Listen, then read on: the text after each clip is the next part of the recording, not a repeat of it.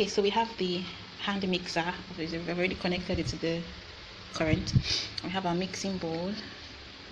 Then here with me is the Maishanu and shea butter. This is shea butter. I got it from Oshodi Market. And this is the Maishanu. Okay, you can see, right? Good. So let's get right into the video.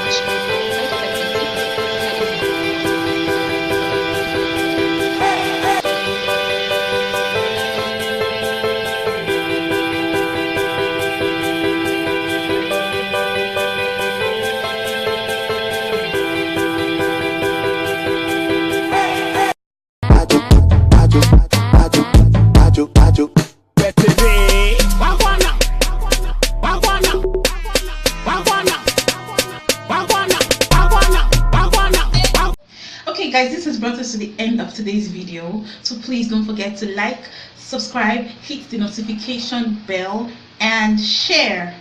All right, so bye, see you in the next video.